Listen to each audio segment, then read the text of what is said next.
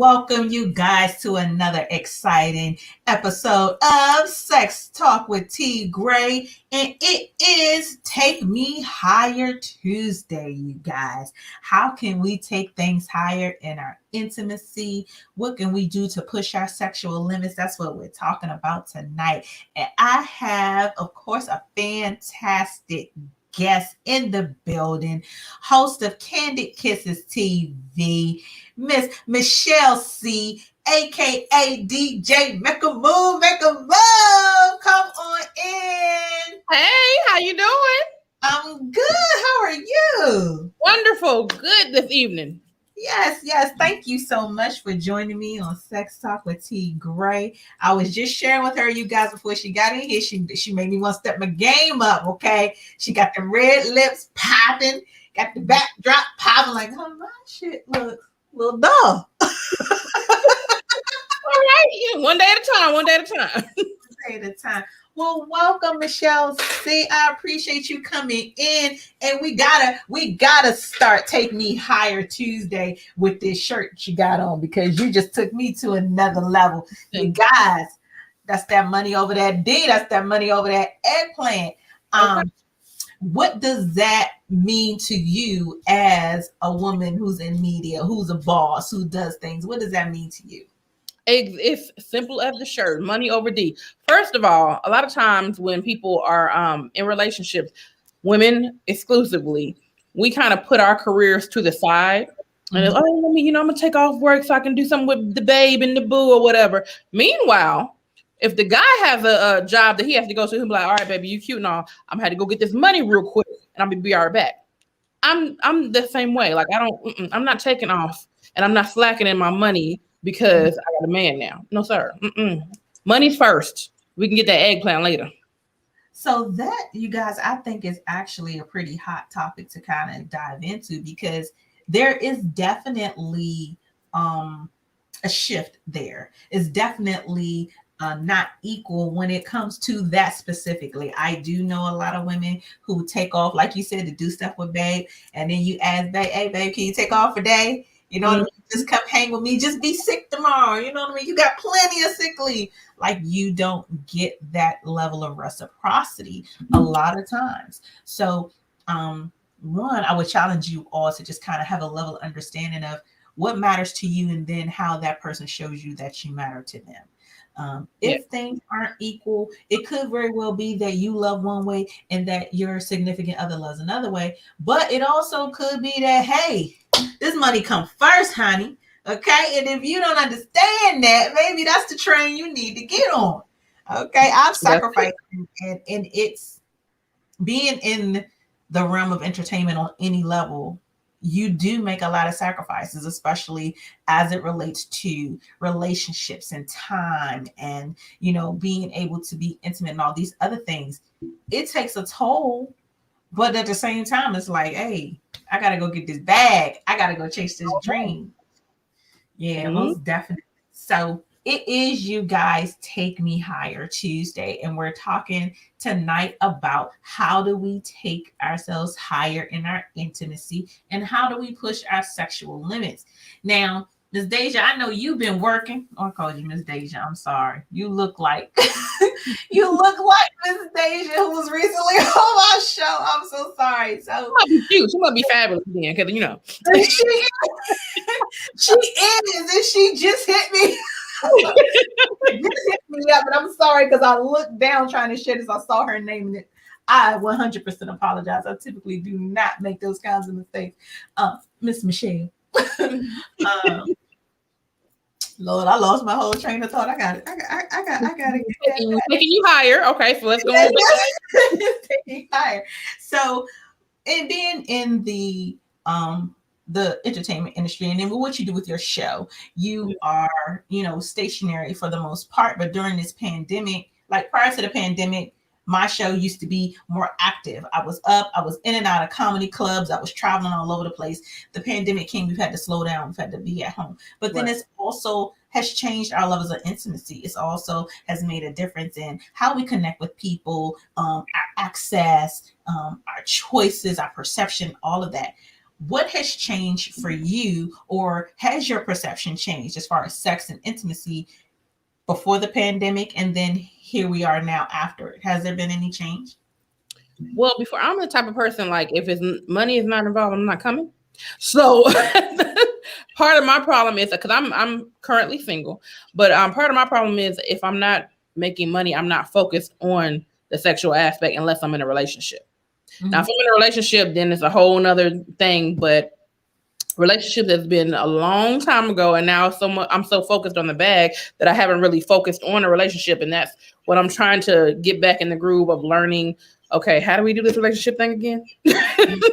Right, right. So, is intimacy still important? I mean, intimacy is extremely important. The problem with I guess if there's a problem, most situations have found that people don't know what intimacy means to them. So I can't tell you how to be intimate with me if I don't even know what I want. And if you don't know what you want, you damn sure can't tell me. So I think part of the problem is when you're getting in a relationship, you are lusting first versus learning the person first. And I'm the type of person where I need to know you as a friend before a lover, because once the spark is gone, do I like you as a person? Because if I don't like you after the little spark is gone and you ain't cute no more to me, because it's like I done seen the jokes or whatever, it's like, do I still want to be a part of your life? And if I can't, I don't know if I want to do that if I haven't built your friendship basis first. So that's important, though. A lot of people don't take that time to really get to know and and be able to move forward in relationships in that way. And it's so funny that you say that, because I was just having this conversation with two women yesterday. And so the question that was proposed to me was, what, or not what, but in the timing of dating, when is it really time to know that, this is the one, this isn't the one? And so I have a working theory that it takes about 2 years to know. And so the conversation was, well, no, it doesn't take that long. It's all based on how you feel. And no, you can't really know a person until you live with them, this, that, and the third. But I feel like sometimes people move a little too fast. And I'm not taking nothing away from, say, the people who have been in relationships where you met the person 2 months later, they married, 4 months later, they married, and 20 years later, they're still together. That does happen, but it's a rarity. When people don't take the time to really understand who they have, understand themselves, then that's when you run into that disconnect. So my theory is this, and you guys bear with me, again, it takes 2 years. That first 6 months is the fluff. The first 6 months is the person that I want you to believe that I am. This is the person that you met, you saw me, you thought I looked good, and I'm going to give you the best version of me in that time frame. That next 6 months is, okay, well, that's over now. So now here's the real me. Now here's the meat and potatoes. Now here's my bad habits. Here's the things that I do that is gonna get on your nerves. Here's the, I'm not as prim and perfect as I presented myself to be in the beginning. That next 6 months is, now that all my shit's on the table, and now all yours is on the table too, because you've also have shed your skin. Right. When those things mesh, are they clashing? Are we fighting? You leaving the toilet seat up and you don't wipe, you know what I mean, after yourself, and you pick your nose in a car, like whatever it is. Right. You know what I mean? That's that phase. That's that 6 months. And then the last 6 months is settling in that. It's settling in what you agree to be a part of. Now that I know you, now that you've shred your bull, now that you've given me who you really are, now do I want to deal with it? You've had my mess, I'll have yours. Are we strong enough? And do I love you enough, or whatever the case may be, to see this through? So that's why I think, in real time, that's how long that it takes is a solid 6 months. 2 years is a good solid one. I would say maybe for me, maybe a year, as long as I get to see you in all your seasons. And then I can make an educated decision at the end of the day to say, okay, I think I can deal with that. Then cool, because everybody gonna have baggage to come with something. So what baggage am I really, ready to pick up? Yeah, most definitely. But then how does intimacy, I think, really play that role in that year. So when I say intimacy, of course, a lot of people is going to, the first thought is going to be sex, but intimacy is so much deeper than sex. It doesn't have to be that. That's more of the physical form. But is it when we operate, say, let's say we operate on this notion of the money over the date. Okay. How does that then relate to actually establishing a relationship or actually even being in the phase of dating? How does that work? Or does it work at all? I feel like for me, I know what I would want in a relationship, and I've never had to have someone have my back, so to speak, like, pay this bill or make sure this is taken care of. I've always been the one that taken care of myself. Mm-hmm. So if I can find someone that will match what I'm doing and basically reciprocate everything that I'm giving in a relationship, then that's the one ideal relationship that I think will work. I'm so used to being the giver in the situation that it's very hard for me to even take anyone seriously when it comes to relationship. It's like, okay, look, if you ain't about this money and we trying to build this empire together, then get out of my way. It's like, and it's not trying to, because a lot of times you hear guys will say, you're so strong and you're so trying to. 90% of the women that I know that are quote unquote strong and bosses or whatever the case may be is not because we want to be. We are kind of forced to be. It's like, you're not doing what quote unquote a man is supposed to do. So now that we're stepping up to the plate, now you're like inferior. Now that we're stepping up to the plate, that's not my fault. I am independent by circumstance, not by choice.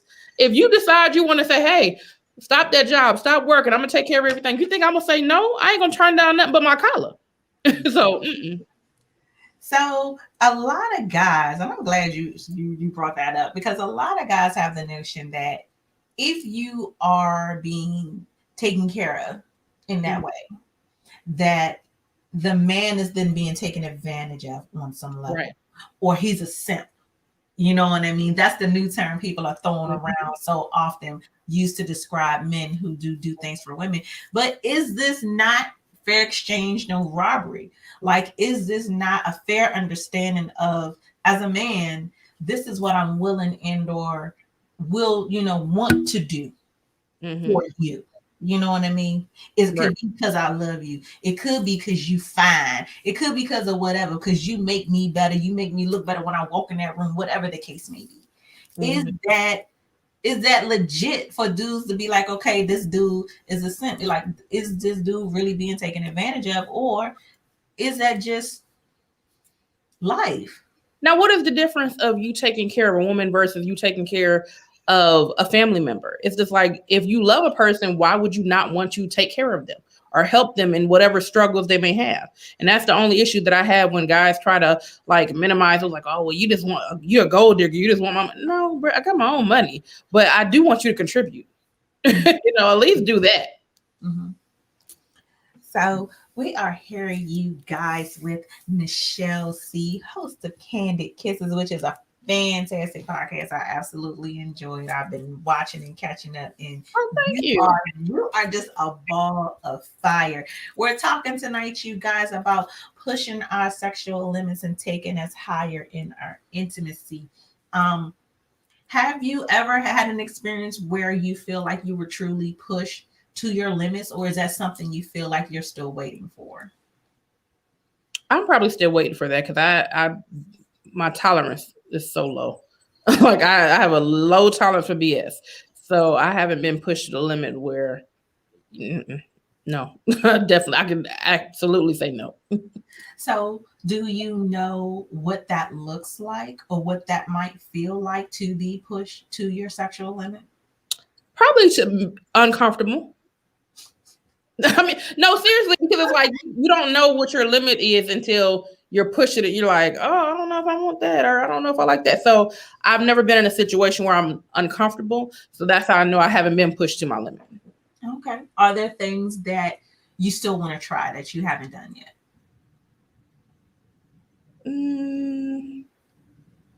Yes and no. It was like, it looks like it could be interesting, but then again, I'm like, will it be? So I'm on the fence with that one. You're on the fence. So I've noticed just as I have gotten older, one, because I talk about sex so much, I do a lot of reading about it. I take a lot of classes.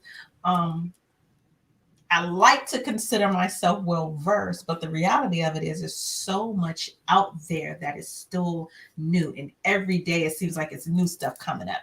Every day it seems like it's new toys, it's new fetishes, it's new whatever. So I believe that I know that I've kind of scratched the surface Okay. in reaching what my limit is. And I know that there's so much more that could come from that. And I welcome the experience. But I am also fearful because my thing is this: once you push me to a certain limit or past my pleasure point or to a level of satisfaction that I never received before, who gonna save you? Because I'm fit to go crazy. If I wasn't already crazy before, I'm about to be batshit crazy now. So, what do you think that responsibility is then for the person who is successful in that? What do you think if you find somebody and they take Michelle to a new level? Okay, they got you out here calling you Shelly and everything. You don't even know your name no more. It's so good. What do you think that responsibility is on that person then now that they've taken you there? Their responsibility is to protect my heart at all costs, because if they don't, it's hell to pay. Period. It's like, because once you get, you got to think about it. Intimacy also equals vulnerable. You know the word. Yeah, gotta be vulnerability. Yeah. Look, we both had one. Look, I had my one in the beginning. You got your one. We even now. Equals that. So if I can't be vulnerable with you, then I can't date you, and that's the problem. Like a lot of times, you get intimacy and they be like, "Oh, that's just sexual," whatever the case may be. But no, it's also being vulnerable around you. And if I can't trust you enough to be vulnerable around you, I can't be with you, because number one, trust is an issue for me. I don't trust most people as far as I can throw them. So if you break down my wall where I am trusting you now, you have to cherish that to the utmost. Because if you don't, I promise you, it ain't gonna be what you want. So I get that though. So I think sometimes people negate the fact that there is a responsibility that comes with great sex. And I feel like there too should be a responsibility with bad sex, but 9 times out of 10, when a sexual situation or intimate situation does not go well, us as humans, we find our way up out of there. But when you have this next level, when you have something that is just so amazing, the notion is that can then control you. A lot of people are digmatized. I for one am not, and that's probably because the right person has not been there. But also another reason I don't want to give someone that type of power over me either, because I don't want to be in jail for whooping your ass. Like I don't. So I'm like, I'd rather just kind of keep an even keel where we cool, I kind of love you, but if I go all the way love, if you mess up, nigga, I'm telling you. So in keeping with people or women or whomever who do get digmatized, because I believe it can happen to anybody. What are some of the things you've seen men or women do for the D? Like, when have you seen somebody go above and beyond? Oh, people be hiding in bushes and shit. I'm not like, come on, bro. There is too much. You have too much to offer than to be hiding in nigga bushes trying to make sure and there ain't no chick in his room. Like stupid stuff. Like I do not want to ever feel like I'm gonna do something crazy. Just I wonder where he at. Let me make sure. Let me pull up and let me pop out his house, or vice versa. Have a nigga like looking in your bushes. He'd be like, bro, I can see you. Like, what are you doing? Like, no. Get your ass up out these bushes. He's in the bushes again. 911, get this nigga, because no. So I will go ahead and say, you guys, I have been guilty of being digmatized in my life. And you was in the bushes? I wasn't in the bushes. I wasn't in the bushes, but I've gotten close. But first off, let me just say I'm so glad that it was in my early 20s. Okay, I'm grown now. But it was a situation that as I'm grown and I understand that that's what I was going through at that time, I had no clue that it was the D. I had no clue. I Like, and I knew that I was not in love. Right. I could not shake this person. And the person couldn't shake me, no matter what the situation was, no matter they did something effed up, they lied. Like I just kept going. And it never resonated with me. Nothing ever said to me, you know what? It's the dick. It wasn't. It's a toy. It's a toy. Like, okay, you don't mind, like, you know, you playing with, you having a good time, but as soon as somebody else start playing with the toy, now you want it again. So it's like, nigga, I don't want to share. Stop sharing your shit and come on. So that's what I don't even think it was the dick. It was the fact that you didn't want to share the dick. Oh, I'm selfish. I'm selfish. I was having a selfish moment. Nah, that joke. Nah, I was dick with that. Because I would tell you, like, I know that people go through that, but you're absolutely right that when it comes to that, we should not allow it to have power over our movements, over our thought process, over our income, over our own bodies. And I think sometimes people kind of get lost in the sauce, or you have something that's just so good, you don't know really how you're going to react. You don't really know how to handle it. So when we talk about being taken higher to another level in intimacy and the responsibility isn't just on the part of the person who makes you reach that point. You bear responsibility to yourself once you do reach that point to stay sane than a motherfucker. Mm-hmm. To stay sane. Because to be honest with you guys, it is easier said than done. Sometimes we allow our feelings and our emotions to intrude on a situation that is only lust, or that is just sex, or whatever the case may be. So if the only thing that has kept me sane is the fact that I don't want to go to jail. That's who. That's who. That's all, cause staying out of jail. Yeah, and you too. You can't. First off, you can't go to jail on no day like this. You got your hair laid, brows laid, sparkles all on your lips. It is a day, Quisha, waiting for you to be. The biggest, blackest broad in the jump. So what's your name? On the way in hell. What you fighting? I'll be a fighting mofo all day. You know it, take care. I don't know what they do. You have to get the razor under their tongue. I find a way because I'm ready to slug the bitch. I ain't doing that. I don't play for that team, no ma'am. Hey, she said it is all hetero here, but that's a lifestyle that I think a lot of people, granted, outside of jail, LGBTQ, whatever, that community as a whole, I think that for the most part, people are secure in themselves. People are secure in whomever they are, and kind of roll with it. I think that sometimes when you are in jail, you guys, and y'all take a second and follow me on this, I think sometimes you can walk in straight and leave out gay. I feel like you can walk in totally heterosexual. Totally. Well, you know what? You can walk in any place and be a certain way, and then have somebody in there manipulating you enough to change your mind. That's a given.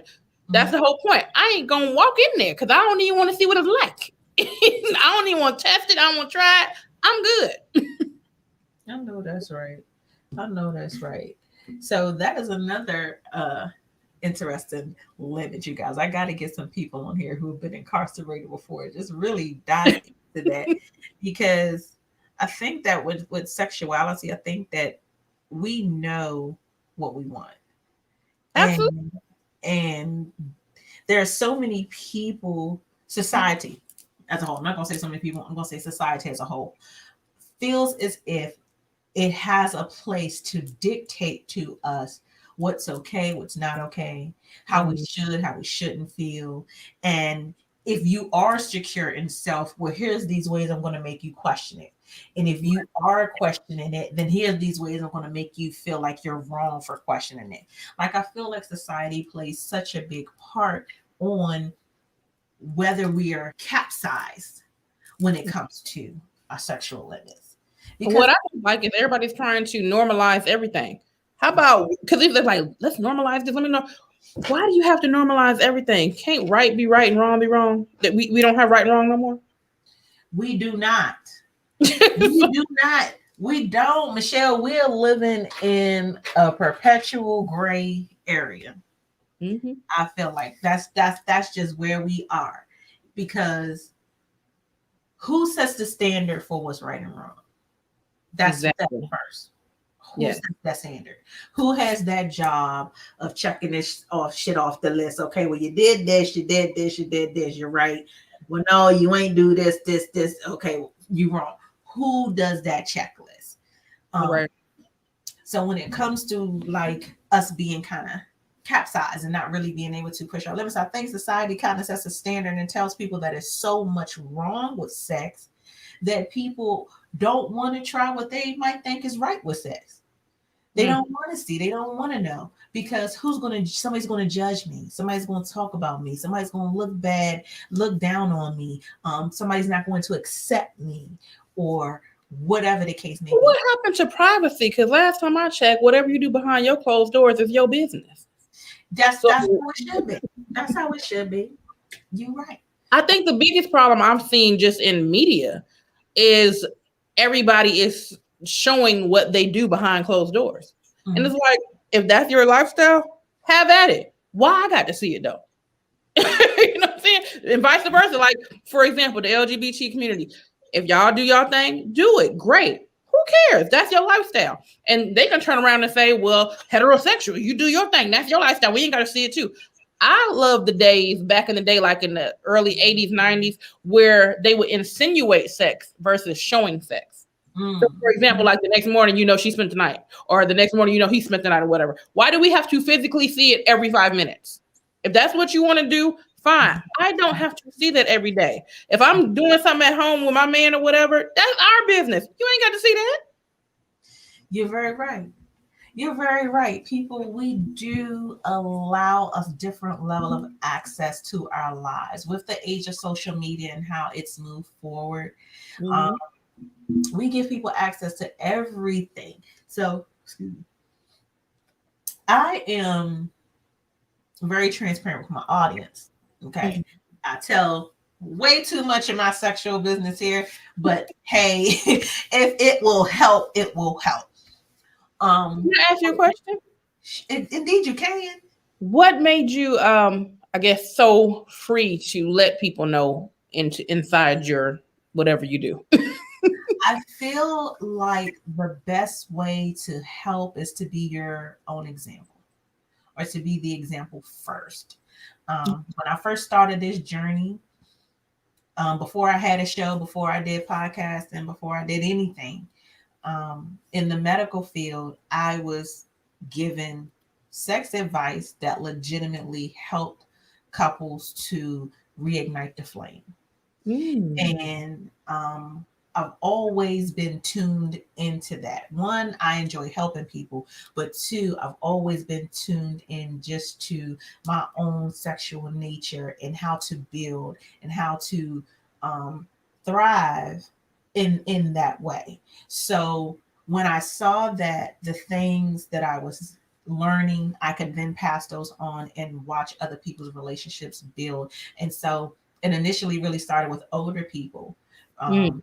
getting that flame back. And then I also wanted to kind of re-educate, because they were also having a lot of STDs. And there's no education point past high school for adults. That's true. Or there should be. Yeah. There should be. It's still new STDs It's out 65-year-old men and women out there got crabs. You'd be like, come on, you too old for this. it's so much. It's so much that goes on behind the scenes in sex. And when you really start getting into what turns people on, what can take you to another level, what pushes your intimacy outside of penetration and things of that nature, like I've always just felt like there's a way to help people. Sexual health has been important to me, as long along with regular health. So helping men to understand that, hey, if you get healthy and get off these blood pressure medicines, get off these diabetes medicines and things like that, you won't need the erectile dysfunction medicine. You know what I mean? Like trying to just help people actually live a healthier lifestyle. Like I'm trying to answer that question in a short way, but it's such a long answer No, I because get it. along that way, along my journey, I also lost 100 pounds. And Mhm. when I saw the change in my sex life because of my weight loss, I said, hey, this is another key way to help. And as I began my show, I began interviewing comedians who had health issues that unfortunately also affected their sex lives. But here's this advice or this one-on-one that I gave that helped you to then rebuild the intimacy in your relationships and then it began to flourish. Or here's this way that I helped you to get back on track. Like some of the best conversations I have are the ones that I have away from, off air. But I enjoy being able to help people. I hope people fuck to the day they die. I want to die fucking. I want to be in my casket with my legs still open so somebody You can. will not. You will not be able to catch me with this one open. Yes, Oh my God. I want to die in bed like most men. I want. It's a meme on Instagram with a child. It was a lady bent over and her ass was in the casket, tooted up. I'm like, don't let that be you. Let's go. Look, I can't even show y'all what I got on the bottom because I'm dressed for the show on top. I'm still coming from the gym on the bottom. One leg up. Oh my God. Can't close my casket. Be like, yeah, that's how she lived her life. That was a mess. Yeah, how much? I wholeheartedly want people to be healthy so that they can have healthy sex lives. And then it's so much stuff that people don't talk about because it's considered taboo or it's a very uncomfortable conversation. So if you're able to laugh about it, if we're able to bring it to the forefront here, then it will definitely put people in a position to be able to talk about it at home. Oh yeah. Yeah. So the times that me just personally I've helped people one-on-one or the times that people have heard something here in my show and it hit home for them or it resonated for them and then they're able to come back to me and say, hey, it's made a difference. That means all the world to me. So you take those successes and then you add people having good sex, but you can't go wrong. What can you lose with that? You can't. Yeah, most definitely. You So just throw their ass in a circle and everything else, mhm, mhm, mhm. Like I just I want people to be comfortable in having the uncomfortable conversation. Mm-hmm. Yeah. I like to create that space. And if we have some laughs along the way, then we're winning. That's You know, it. we're winning. And then I get to talk to awesome people like you. That's always a plus. Yes, ma'am. Yes, ma'am. So we're going to get into one of my classic questions. I Oh, love asking this. Looking forward to your answer. What is most important about sex to you? most important. Enjoying it. It needs to be good. If it's not good, then I don't want it. Is that something that you feel like you would give a guy an opportunity to get right, or he better have it right when he get in it? Depends on how much I like him. If I like him a lot, then he has a chance to get it right. If it's just like an attraction thing, and I'm like, okay, and it didn't go right, yeah, sorry, buddy. But if I genuinely like him, he can get a second chance. But if you ain't got that, like, yeah, I got to like you for me to give you that chance. Okay, so then what would that conversation be? How would you then explain to this person, or what words would you use to tell the person, you know what, hey, you need to take me to another level. You need to take me higher, another kind of way. Like, what's your nicest way to let a nigga know? To let him down? I mean, that could be a I let think for, that's for yeah. their ego, for their psyche. It You could mean if I want to tell them to continue and work on it, or if I'm letting it go? yeah, like you got to go back to the drawing board. You know, you're going to give them out. You like this person, you're going to give them opportunity to get it right. You want them to take you to a high level of intimacy, or you want them to push your limit a little bit more. How would you deliver that news that, hey, it wasn't that great, but I'm going to let you try again? I don't think I would verbalize it. I think I would try to show him versus verbalizing, because it's hard. It's harder to tell someone they suck than it is to like show them the way. Like, I'd rather show you than say you suck.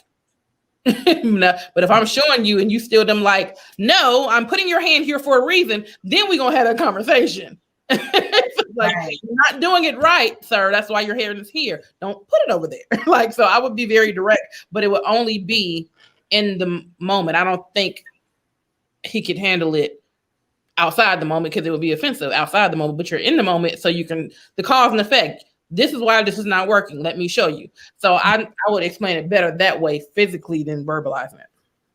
Okay. Okay. Have you ever been in that situation in your life before? Yeah. And so look, it didn't work out. No, it worked out fine. He just ended up being a loser later on down the line, but it worked out just fine once I showed him. Okay. Okay. So do you have things that you're not willing to do? Now, in the vein of being pushed to our limits, it's also important for us, you know what I mean, to be able to take our God to that next limit. Do you have a cutoff? You got lines you just not gonna cross. They better not ask, don't mention it, don't talk about it. Sure do. Can you share some of those things or no? The butt is absolutely not. Okay. Okay. No jailhouse. Got you. Period. That's it? Just that one? I mean, other stuff I can't say. I haven't tried a million things, so okay. I'm open to other things, but that's one thing I'm not even going to attempt. Okay. So this is nothing wrong with that. Everybody has their limits, you know, of lines that they won't cross. And I'm gonna be quite honest. Hemorrhoids? No. Yo, I was just about to say that. I'll be quite honest. Like, I'm not gonna act like I ain't never. Okay. I ain't never, but it's been, stretches in between. It's only maybe 3 people in my lifetime that I let them go and get back there and do their thing. But that internal hemorrhoid life, it ain't weak, you guys. It's not worth it. I ain't about that life. No. It's not worth it. That's more reason why you should want to fight them. Like, if it don't work out, like, It is absolutely not. I feel like if he did that to you and y'all didn't work out, you have every right to just pop up over his house at 3:00 in the morning and just spread your ass and say, "You see what you did to me?" And just do it. Just for no reason. Like, this bitch with her ass open. Well, if he don't let him try it on you, bitch. That's what. Thank you for the warning. I won't let him do that. So I wonder about the men and women who just, are so freely, like that's just their thing. Like, I'm like, how come y'all don't have the same problems that I like? I had one. I didn't think about it. I'll be like, See, I had one manager years ago that I will never forget. Like, she stopped coming to work for a couple of days, and when she finally did come back to work, I said, "What's going on with you? How, you're all right? You walking kind of fine." Oh, well, me and my husband was having a little fun in my anus tour. I was like, oh, Nick, I didn't need to know that. Shit. But, see, stuff like that to make you say, that is a no-fly zone. Don't even think about it, bro. No. Yeah, it's not my favorite place. It's too tender. Don't no. So I'm not going to say, and listen, as much as I don't like my internal hemorrhoids, and they will flare up if I do it, I'm not going to say that I would never, ever again in life. But when you say money over that, like, where the money? I'm telling you.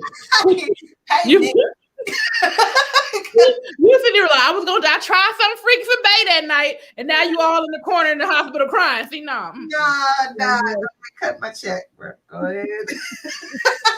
I need some cash in my hand. I need the cash app, and I need you to cut a check. Like, we not exactly. Get back there. I'm like, no, let's fill out this paperwork here. You got to fill out an I-9. Okay. Yeah, it's just, but I don't like for nobody to eat the groceries either. Like I don't know, maybe that just ain't my favorite place. Maybe I need to add that to my list of shit that I'm not doing ever. Wait a minute. So wait. Let me get this straight. They can't do that, but they can put something in it.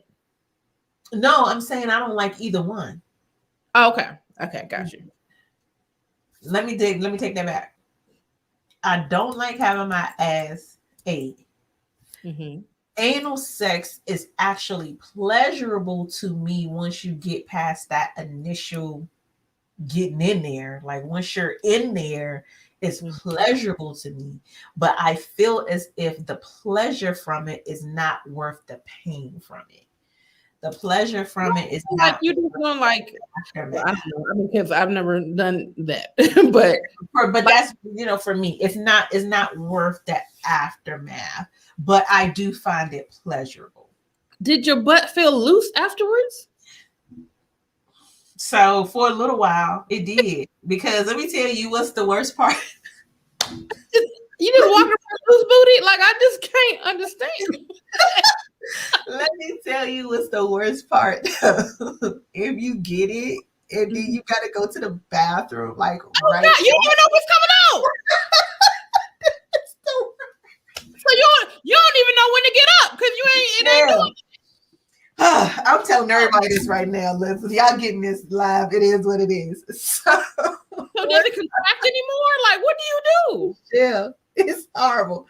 So one time this happened, okay, and I was in a long-term relationship, okay, so it wasn't like a stranger. This was something that I would do for him like every so often or whatever. But one time it happened, and I was still in the bed. I was on my back, and some shit came out my ass. In the bed. No, I had no idea. I had no idea. Like absolutely no idea. And then you was at home by yourself, right? Yeah, it was just us. Yeah. No, I said by yourself. So us. So he witnessed the shit. He didn't see it come out either, but it was in the bed. Like I know he smelled it. First off, let me tell you. But I tell you, it's intimacy for your ass. Yeah, no, if you wake up a nigga and shit on me, I'm gonna have a problem. No, I tell you that it was probably, of course, because it's never happened. It's never gonna happen again. I swear to God. But it's one of those experiences. It's just like what? So I don't remember what was about to happen next. I don't remember if he got up, went to the bathroom or something. But I remember him saying, what's that in the bed? And I scooted and I looked. I was like, shit. I didn't feel it or nothing. Like it just after the anal, it just. What did he do? I mean, we cleaned it up. He didn't say nothing. No, I mean, what can you say? What can you say? What can you say when you done fuck somebody in the ass and the asshole is so loose, right? Well, I know one thing. If he tried to say anything, you would be like, "Nigga, it's your fault." So whatever. Hey, but it's just I can't even, I could believe that I shared that, but it's still one of those things that to this day it's just like what? Like who wants to walk into that? So again, like shit, that's another reason why I will never, because let's just say everything's cool, whatever, and then it didn't work out in the long run. He could always hang that over your head. Remember that time you shit the bed? No, See, that's why I don't mind being transparent with my audience. Can't nobody ever come back on me and be like, "Oh, T Greg," like, so what, y'all? I told it. Yes, I told it. I'm not ashamed. I shitted the bed one time.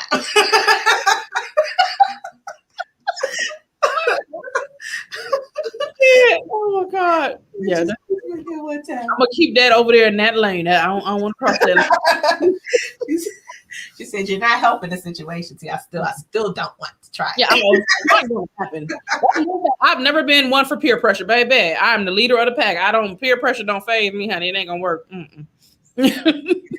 Yes, let's say she not getting digmatized. Maybe I was in love. That's why that happened.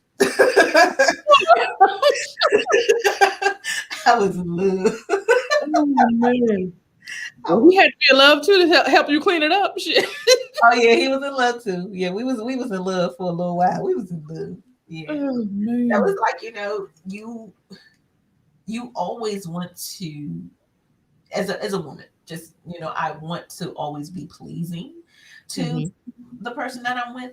And definitely if I'm in love and I'm in a long-term relationship, I will push the envelope, or I will at least try anything once, minus urine and feces. That time was fluke, but minus that, I will, for my partner, try anything once, because I believe that a lot of people have that notion that, okay, well, what you won't do, somebody else will do. I don't even succumb. Yeah. I don't, but for me, I don't even succumb to that. Like that statement and that notion absolutely means nothing to me, because what you want is what you want, and what you gonna get is what you gonna get. Like, I feel like it's more that. But I always have just wanted to be your end all be all. Like, I don't care what happened before me. If we don't work out, I don't care what's happening after me. I want in this moment for me to be the best you ever had in that moment.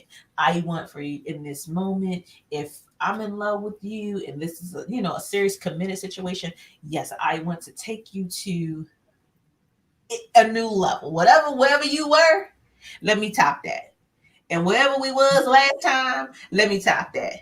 Whatever we did last month, oh no, nigga, I let that. I mean, it's good that you do that, but I feel like women always do that. Like, we're always the one that's giving so much. So in order for me to even want to attempt trying to be over and beyond and that chick for you, you got to show me your worth first, because it's like, I already know my worth. So at the end of the day, if you're not trying to figure out how to make stuff to be nice for me, then fuck you. So like, because I would love to, like, how people say men want to be treated nice too and get gifts too. Absolutely. And I feel like men do deserve that, but they deserve it. Certain men deserve it. Not all men deserve it. I'll put it that way. Just like certain women deserve to be treated nice, not all women deserve to be treated nice. So at the end of the day, if you show me your efforts that you're trying to go over and beyond for me, then I can say, oh, I got to do something special for him. But if you ain't showing me, baby, Baby. Reciprocity is the key for me. Like, cause I give so much, and it's like, if you're not gonna give a little bit, not even a smidge, I'm good. That's very true though. Reciprocity plays a big part in outside the bedroom, because you got to be able to get me there first. But then most definitely inside. What do you think about some of these dudes who want women to get him head, but they not giving up no head? Who does that? Man, it's men out here who ain't eating no cooch, but they want head. I said, I don't know who told y'all that. You all want ice water, but so no, you ain't getting listen. But no, I'll tell you this though. I would coin myself what they call it it's a princess queen or some shit. They I don't know, it's something called like a princess pillow or some shit. But basically, back in the day, you're going to serve all day long, but don't expect me to reciprocate. But see, there's a difference though. I'm going to let you know that up front. I ain't going to let you go down there and do everything, whatever, and then be like, oh yeah, my bad. Like, no, I let you know up front. Now, if you choose to continue, that's on you. Because I told you up front you ain't getting it in return. So now it's messed up if a man is going to sit there and let that happen to them and then not do it and not tell the woman. That's fucked up. But let them know, give them, that's another problem that I have with some men, not all. But give a person a choice. If you let her know this is what we're going to do, you want to do this or not, then she has the option. But that's the Right. same thing when men cheat and or whatever, and they'll sit there and say, "Well, I mean, I ain't say we was exclusive. You didn't say we wasn't either." You know what I'm saying? Right. Give a woman a Right. choice, and then you'll be surprised what you get in return. If you There's a lot of this poly shit going on or whatever. If you would have let old girl know, y'all probably been straight instead of cheating on her. Very true. I tell people that all the time. If you come to the table, you guys, being transparent, being honest, you'd be surprised how many women are for whatever it is you're for. You'd be Absolutely. surprised how many women will still going to rock with you, don't mind, or you might fit into whatever category they need, and that works for them. But Right. when you take away a person's choice to decide, then now here's where the problem comes in at. Mm-hmm. Here's where the problem comes in at. Because now you've allowed me to reach a certain emotional point without allowing me to make that decision. And here's this surprise. Here's this pulling the rug from under my feet once I've reached that emotional point. If you stopped and took the time and said, hey, one, I'm not ready for a relationship. Or, hey, Right. I'm already dating somebody, but I want to date you too. Or whatever the dynamic is. If you're honest and open about your dynamic, the notion for men is, well, you're not going to tell nobody because you want to have it all. So Yeah, because you greedy. you know what I mean? But then when you get caught, then it costs you all. So as opposed to putting yourself in a position to get caught, why not be honest? Why not just say straight up what you want, what you're looking for, what you're not, and give a woman a fair chance to say, hey, either I want to be a part of this or I don't. Because there's a lot of greedy women out there too. And they be like, okay, baby, you can do what you're doing. I'm doing something over here too. We just meet in the middle. You never know until you let them know. Yeah, yeah. Some women, for real, y'all fellas, I don't know what y'all problem is because some women really will have a dude just for the dates. We'll Mm-hmm. have a dude for the vacations. We'll have a dude for the sex, a dude for the shopping. You know what I mean? It's like a, you know, full circle right here. Between all you motherfuckers, I'm good. Mm-hmm. You know what I mean? But if you take a person, this is how I would like to tie this in because I think this is apropos. But if you take away a person's options, Mm-hmm. you can never successfully have a lasting situation. You can't successfully have a lasting relationship. You can't successfully have a lasting situationship. You can't successfully have a lasting marriage with a side chick. You can't successfully have a lasting marriage, like whatever the dynamic is. Once you've taken away my option, then what am I then left with but to act a crazy fool? So when That's you it. see people out here being batshit crazy, you see your windows being busted, tires being flattened, you know what I mean? Phone calls in the middle. That's why. That's why, because you took away your options. So as Now, my opposed thing to is, pushing their sexual limits, your ass is pushing their mental limits. But when you start to push a bitch mental limits, you're gonna find out how crazy she exactly. is. I don't know why honesty is such a foreign language in relationships. It's like, I don't know and either. at a certain age, it's like, okay, at this age, you grow up. Just to say what it is. Nobody, I think, really wants it. I think a lot of times people operate in what's not said. So, as opposed to me lying, I'm just going to omit. Mm-hmm, which is a lie. But the mindset but the mindset is just that is that I didn't lie, I just didn't say it. I didn't lie. You know what I mean? But I just didn't tell the truth. You know what I mean? Or I just didn't tell you the So whole that's like story. someone say, I didn't punch you. My fist just, caressed your face. Right, right. It's like, still a punch. Like, come on. Exactly. But you know what though, when it comes to um take me higher Tuesday, you guys, if at any time you want to be honest, let that be it. Since some of y'all asses ain't gonna be honest anyway, okay? Let that be it. If I want you to take me to a new sexual plane, then let me be as open and as free and as honest in that. Not only in what I want and not being judged, but also you being honest with me and what you want. And I promise to not be judgmental at all. If people could take away the judgmental piece, it will make for a better sexual experience. If you could take away the dishonest piece, it'll make a better situationship experience just all the way around. If I can be free to be transparent, not only will it allow me to have deeper intimacy, if I can be honest with you and give you these fair options and allow you to meet me where I am, not only will that take us to a different level of intimacy here, but it can definitely take us to a different level of intimacy down there, you guys. So it truly does make a difference. Everything that happens outside the bedroom ultimately affects it on the inside.